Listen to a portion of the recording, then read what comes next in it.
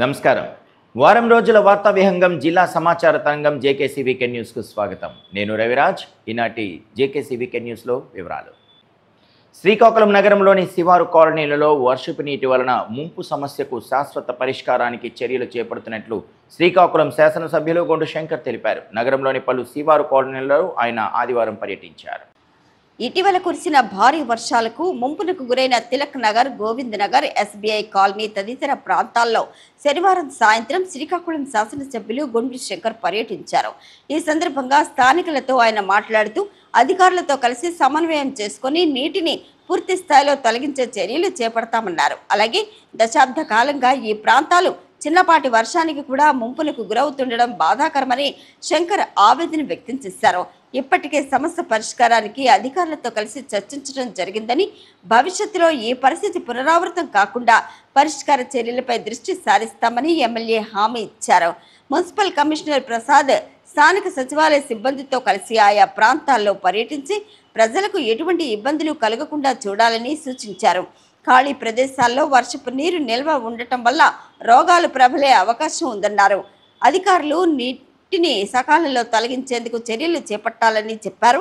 ప్రజలు జ్వరాల బారిన పడకుండా వైద్య సిబ్బంది అప్రమత్తంగా ఉంటూ ప్రజల ఆరోగ్యాన్ని పరిరక్షించాలని చెప్పారు. ఎమ్మెల్యేతో పాటు టీడీపీ నాయకులు, పంచాయతీ కార్యకర్తలు, స్థానికులు, అధికారులు అధిక సంఖ్యలో పాల్గొన్నారు. రాజాం మార్కెట్ కమిటీ నూతన కార్యవర్గ ప్రమాణ స్వీకారం ఆదివారం జరిగింది. విజయనగరం ఎంపీ కలిశెట్టి అప్పలనాయుడు, రాజాం శాసనసభ్యులు కోండ్రి మురళీమోహన్ ముఖ్య అతిథులుగా హాజరై నూతన కార్యవర్గానికి దిశానిర్దేశం చేశారు. విజయనగరం పార్లమెంటు సభ్యులు కలిశెట్టి అప్పలనాయుడు ఆదివారం రాజాం నియోజకవర్గం వ్యవసాయ మార్కెట్ కమిటీ చైర్మన్ గా నియమితులైన గురవాన పార్వతి, వైస్ చైర్మన్ గా నియమితులైన లచ్చభక్త ధనలక్ష్మి నూతన పదవీ ప్రమాణ స్వీకార మహోత్సవ కార్యక్రమానికి రాజాం నియోజకవర్గం శాసనసభ్యులు మాజీ మంత్రి కోండ్రు మురళీమోహన్తో కలిసి హాజరయ్యారు. శ్రీ శ్రీ పోలిపల్లి పైడితల్లి అమ్మవారిని సందర్భంగా వారు దర్శించుకున్నారు. అనంతరం అమ్మవారి ఆలయం నుండి భారీ ర్యాలీగా బయలుదేరి మార్కెట్ యార్డ్ వద్దకు సభ వేదిక వద్దకు చేరుకున్నారు. ఏఎంసీ నూతన చైర్మన్, వైస్ చైర్మన్లకు ఈ సందర్భంగా అప్పలనాయుడు శుభాకాంక్షలు తెలియజేశారు. ఈ కార్యక్రమంలో రాజాం నియోజకవర్గం టీడీపీ సీనియర్ నాయకులు, నియోజకవర్గం మండల, గ్రామ స్థాయి కూటమి నాయకులు, కార్యకర్తలు పాల్గొన్నారు. మత్స్యకారులకు ఎంతో ఉపయోగపడే భావనపాడు షిప్పింగ్ హార్బర్ను పూర్తి చేసేందుకు చిత్తశుద్ధితో పనిచేస్తున్నామని రాష్ట్ర వ్యవసాయ శాఖ మంత్రి కింజరాపు అచ్చెన్నాయుడు తెలిపారు. భావనపాడులో సోమవారం పర్యటించిన ఆయన అక్కడ మత్స్యకారులతో మాట్లాడారు. సంతబొమ్మళ్ళి మండలం మత్స్యకార గ్రామమైన భావనపాడులో పేదల సేవలో భాగంగా మత్స్యకార, దివ్యాంగులు, సామాజిక పింఛన్లు, క్యూఆర్ కోడ్ ఆధారిత కొత్త స్మార్ట్ కు రేషన్ కార్డులను జిల్లా కలెక్టర్ స్వప్నిల్ దినకర్ పుణ్కర్తో కలిసి రాష్ట్ర వ్యవసాయ శాఖ మంత్రి కింజరాపు అచ్చెన్నాయుడు పంపిణీ చేశారు. ఈ సందర్భంగా ఏర్పాటు చేసిన బహిరంగ సభలో ఆయన మాట్లాడుతూ మత్స్యకారుల ఉపాధి, జీవనోపాధి పెంపొందించేందుకు చిరకాల స్వప్నమైన భావనపాడు షిప్పింగ్ హార్బర్ నిర్మాణానికి అంకిత భావంతో కృషి చేస్తున్నట్లు స్పష్టం చేశారు. ప్రభుత్వం అధికారంలోకి వచ్చిన వెంటనే పేదలకు ఇచ్చిన హామీ మేరకు 2 నెలల ముందు నుంచి పెంచిన పింఛన్ను అందజేసినట్లు గుర్తు చేశారు. వేట నిషేధ సమయంలో మత్స్యకారుల జీవన భృతికి 20,000 రూపాయలు మత్స్యకారులకు అందజేసినట్లు మంత్రి పేర్కొన్నారు. అర్హత కలిగిన ఏ ఒక్క దివ్యాంగులకు పింఛన్ను రద్దు చేయలేదని ఆయన స్పష్టం చేశారు. జిల్లాలో నకిలీ అంగవైకల్య పత్రాలతో పింఛన్లు పొందుతున్నట్లు గుర్తించి 90 మంది వరకు నోటీసులు జారీ చేసినట్లు వెల్లడించారు. అర్హత ఉన్నట్లు అప్పీలు చేసుకుని నిరూపిస్తే తక్షణమే దివ్యాంగుల పింఛన్లు మంజూరు చేస్తామన్నారు. గత ప్రభుత్వంలో అనర్హులకు పింఛన్లు మంజూరు చేసి పింఛన్ల వ్యవస్థను అస్తవ్యస్తం చేశారన్నారు. 2019 తర్వాత చాలా మంది అర్హత ఉన్న పింఛన్లను తొలగించారని, ఆర్థిక పరిస్థితులను బట్టి తిరిగి పింఛన్లు మంజూరు చేస్తామని మాటిచ్చారు. ప్రభుత్వం అధికారంలోకి వచ్చిన తర్వాత కొత్తగా 3 లక్షల పింఛన్లు మంజూరు చేసినట్లు అచ్చెన్నాయుడు పేర్కొన్నారు. రాష్ట్రంలో అనుభవజ్ఞుడైన ముఖ్యమంత్రిగా నారా చంద్రబాబు నాయుడు ఉండటం అందరూ చేసుకున్న అదృష్టమని కొనియాడారు. ఆర్థిక ఇబ్బందులు ఉన్నప్పటికీ ప్రజలకు ఇచ్చిన హామీలను నెరవేర్చామని చెప్పారు. మత్స్యకారుల సంక్షేమానికి ప్రభుత్వం కట్టుబడి పనిచేస్తుందన్నారు. అందులో భాగంగా మత్స్యకారులకు 35 లక్షల విలువైన ఇంజిన్లను పంపిణీ చేసి ఆదుకున్నామని తెలియజేశారు. అలాగే బోట్లు, వలలు మంజూరు చేస్తామని ఆయన తెలిపారు. గత ప్రభుత్వం మత్స్యకారులకు ఆయిల్ రాయితీని నిలిపివేసిందని, అధికారంలోకి వచ్చిన వెంటనే మత్స్యకారులకు ఆయిల్ రాయితీ బిల్లులు చెల్లింపు చేసినట్లు మంత్రి వివరించారు. భావనపాడులో విద్యుత్ సమస్యలను పరిష్కరించేందుకు సబ్స్టేషన్ను ఏర్పాటు చేసేందుకు అవకాశాలు పరిశీలిస్తామని హామీ ఇచ్చారు.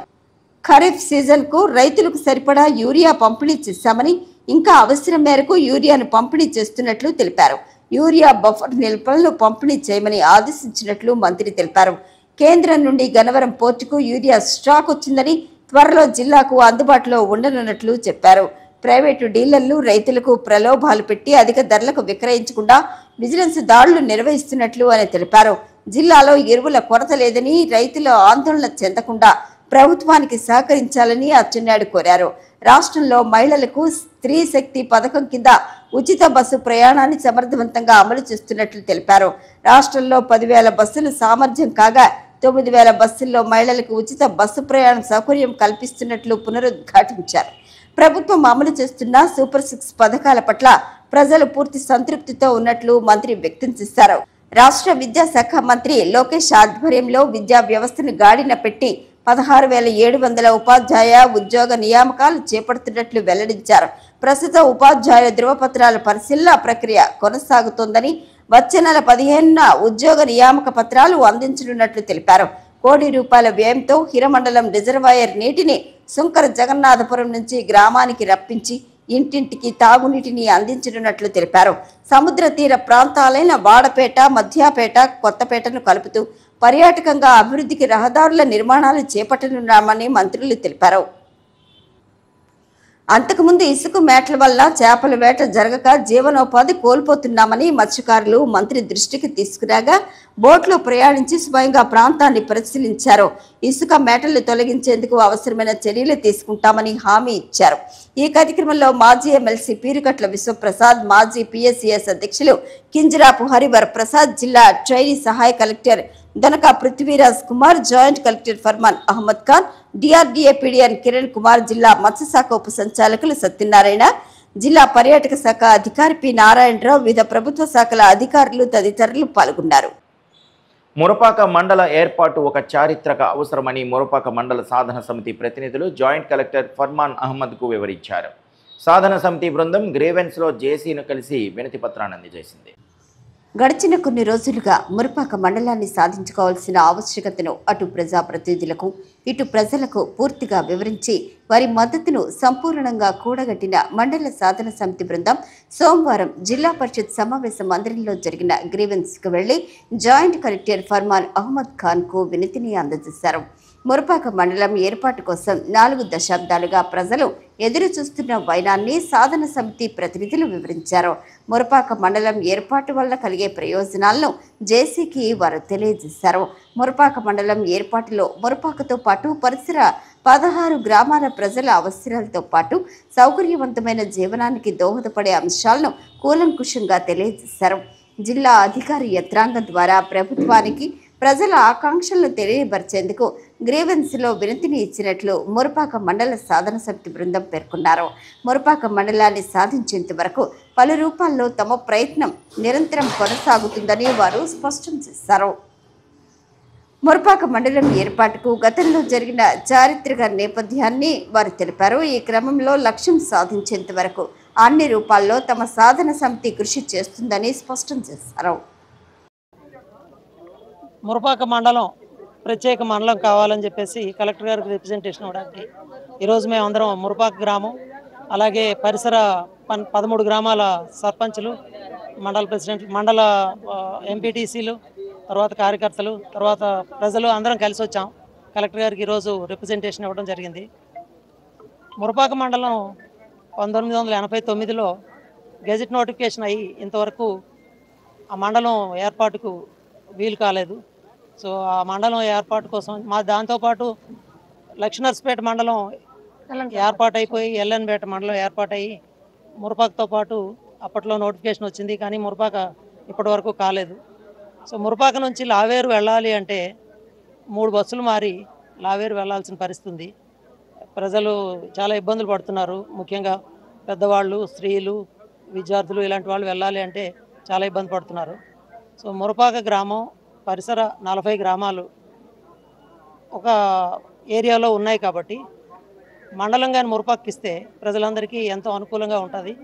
చుట్టుపక్కల 3-4 కిలోమీటర్ల దూరంలోనే మురపాక్కి చేరుకునే అవకాశం ఉంటుంది. కాబట్టి మేమంతా మురపాక్ మండలం కావాలని చెప్పేసి రిప్రజెంటేషన్ని ప్రభుత్వానికి అలాగే కలెక్టర్ గారి ద్వారా ఇవ్వటం జరిగింది. అలాగే స్థానిక ఎమ్మెల్యే గారు హెచ్ఆర్ఎల్ ఎమ్మెల్యే గారికి అలాగే విజయనగరం ఎంపీ గారికి రిప్రజెంటేషన్లు ఇవ్వడం జరిగింది. సో వాళ్ళు కూడా సానుకూలంగా స్పందించారు. మండలం ఏర్పాటుకి అవసరమైన చర్యలు తీసుకుంటామని చెప్పారు. సో మా మండల సాధన కమిటీ తరఫున మేమందరం కోరుకునేది ఏంటి అంటే మురపాకని ప్రత్యేక మండలంగా ఇన్నేళ్ళ తర్వాత అయినా ఇవ్వాల్సిందిగా కోరుతున్నాం. ప్రజలందరికీ ఎంతో మేలు జరుగుతుంది. ఇక్కడికి వచ్చిన వాళ్ళందరూ పార్టీ రహితంగా అన్ని పార్టీల వారు కలిసి ఏకతాటి మీద నడుస్తూ ఈ మండలాన్ని సాధించడానికి ప్రయత్నాలు చేస్తున్నాం. సో దయచేసి ప్రభుత్వం మా ప్రయత్నాన్ని సానుకూలంగా స్పందించి మండలాన్ని ఇస్తే ప్రజలందరూ ఎంతో హ్యాపీగా ఉంటారని చెప్పేసి మీ ద్వారా తెలియజేస్తున్నాం. పంచాయతీ తీర్మానాలు కూడా సర్పంచులు 12 మంది ఇచ్చారు. సో అవి కూడా జత చేసి కలెక్టర్ గారికి ఇవ్వడం జరిగింది. పాత్రినివలస ప్రాంతంలో క్రికెట్ స్టేడియాన్ని నిర్మించడానికి తాము కట్టుబడి ఉన్నామని శ్రీకాకుళం శాసనసభ్యులు గొండు శంకర్ పేర్కొన్నారు. క్రికెట్ అసోసియేషన్ బృందంతో కలిసి ఆ ప్రాంతాన్ని మంగళవారం శాసనసభ్యులు సందర్శించారు. నియోజకవర్గంలో క్రీడాభివృద్ధికి అన్ని విధాలా కట్టుబడి ఉన్నామని శ్రీకాకుళం ఎమ్మెల్యే గొండు శంకర్ అన్నారు. ఆంధ్ర క్రికెట్ అసోసియేషన్ ప్రతినిధులు అధికారులతో కలిసి అంపోలు, జైల్ రోడ్, పాత్రినివలస ప్రాంతాల్లో క్రికెట్ స్టేడియం నిర్మాణానికి మంగళవారం స్థల పరిశీలన చేశారు. ఈ సందర్భంగా ఎమ్మెల్యే మాట్లాడుతూ శ్రీకాకుళం జిల్లా క్రీడల కిల్లా అని ఎందరో ప్రతిభ కలిగిన క్రీడాకారులు జాతీయ, అంతర్జాతీయ స్థాయిలో తమ ప్రతిభను చాటుకున్నారని అన్నారు. సరైన క్రీడా మైదానం లేక ఎందరో క్రీడాకారులు ఇబ్బందులు పడుతున్నారని తెలిపారు. జిల్లాలో క్రికెట్ అభివృద్ధికి మినీ స్టేడియాలు నిర్మించే దిశగా చర్యలు చేపడుతున్నామని తెలిపారు. అందుకు ఆంధ్ర క్రికెట్ అసోసియేషన్ ప్రతినిధులు అధికారులతో కలిసి సమన్వయం చేసుకుని ముందుకు సాగుతామన్నారు. క్రీడలతో మానసిక, శారీరక ఉల్లాసం కలుగుతుందని పేర్కొన్నారు. ప్రభుత్వం స్పోర్ట్స్ కోటా సత్తాను పెంచి క్రీడాకారులకు అండగా నిలుస్తుందన్నారు. క్రీడాకారులు క్రమశిక్షణతో మెలిగి ఉన్నతంగా రాణించాలని ఆకాంక్షించారు. ఎమ్మెల్యేతో పాటు టీడీపీ నాయకులు, సీనియర్ క్రీడాకారులు, ఆంధ్ర క్రికెట్ అసోసియేషన్ ప్రతినిధులు, అధికారులు పాల్గొన్నారు. పేదల హృదయంలో రారాజుగా దివంగత వైఎస్ రాజశేఖర రెడ్డి నిలిచిపోయారని ఆ పార్టీ జిల్లా అధ్యక్షుడు ధర్మాన కృష్ణదాస్ అన్నారు. వైఎస్ఆర్ వర్ధంతి సందర్భంగా శ్రీకాకుళం నగరంలోని 7 రోడ్ల కూడలి వద్ద వైఎస్ఆర్ విగ్రహానికి వైఎస్ఆర్సీపీ నాయకులు పూలమాలలు వేసి నివాళులర్పించారు. దేశ రాజకీయాల్లో తనదైన ముద్ర వేసుకుని పేదల గుండెల్లో దేవుడిగా నిలిచిన దివంగత ముఖ్యమంత్రి డాక్టర్ వైఎస్ రాజశేఖర రెడ్డి జీవితకాలం గుర్తుంచుకోదగ్గ మహనీయుడని వైఎస్ఆర్సీపీ జిల్లా అధ్యక్షులు ధర్మాన కృష్ణదాస్ అన్నారు. నగరంలో 7 రోడ్ల కూడల్లో ఉన్న వైఎస్ఆర్ విగ్రహానికి కృష్ణదాస్ పూలమాల వేసి మంగళవారం నివాళులర్పించారు. ఈ సందర్భంగా ఆయన మాట్లాడుతూ వైఎస్ఆర్ పేదల కోసం ఎన్నో సంక్షేమ పథకాలు ప్రవేశపెట్టారని గుర్తు చేశారు. ఆరోగ్యశ్రీ, 104, 108 ప్రాణరక్షక పథకాలతో పాటు ఫీజు రియంబర్స్మెంట్ పథకం ద్వారా పేద విద్యార్థులకు ఉన్నత విద్యలో అవకాశాలు కల్పించారని తెలిపారు. ఉద్యోగుల వేతనాల పెంపు, వృద్ధులకు పింఛన్ల పెంపు చేసి విలువలతో కూడిన సంక్షేమ పాలన అందించారని కృష్ణదాస్ పేర్కొన్నారు. నేడు ప్రతి వీధిలో ఒక ఎన్ఆర్ఐ, ప్రతి పేదవాడి ఇంట్లో ఒక సాఫ్ట్వేర్ ఉద్యోగి ఉన్నాడంటే అది వైఎస్ఆర్ దూరదృష్టి, దార్శనికత వల్లే సాధ్యమైందని కృష్ణదాస్ పేర్కొన్నారు. వైఎస్ఆర్ చూపిన బాటలో మాజీ సీఎం జగన్ నడుస్తూ తండ్రి ఆశయాలను ఆచరణలో పెడుతున్నారని తెలిపారు. ఇంతకుముందు మున్సిపల్ మాజీ చైర్మన్ అందవరపు వరహ నరసింహం వర్ధంతి సందర్భంగా 7 రోడ్ల కూడల్లో ఉన్న వరం విగ్రహానికి కృష్ణదాస్ తదితరులు పూలమాలలు వేశారు. ఈ కార్యక్రమాల్లో మున్సిపల్ మాజీ చైర్పర్సన్ వి పద్మావతి, యువ నాయకులు డాక్టర్ ధర్మాన కృష్ణ చైతన్య, ధర్మాన రామ్ మనోహర్ నాయుడు, కార్పొరేషన్ మాజీ చైర్మన్లు అందవరపు సూరిబాబు, మామిడి శ్రీకాంత్, వైకాపా నాయకులు ఎంవి స్వరూప్, గేదెల పురుషోత్తం, మండవిల్లి రవి, ఎన్నుదయ ధనుంజయ, చల్లా శ్రీను, సాధు వైకుంఠరావు, కరిమ రాజేశ్వరరావు, పొన్నాడ రిషి తదితరులు పాల్గొన్నారు. బులెటిన్లో మరిన్ని వివరాలు చూసే ముందు కాసేపు విరామం.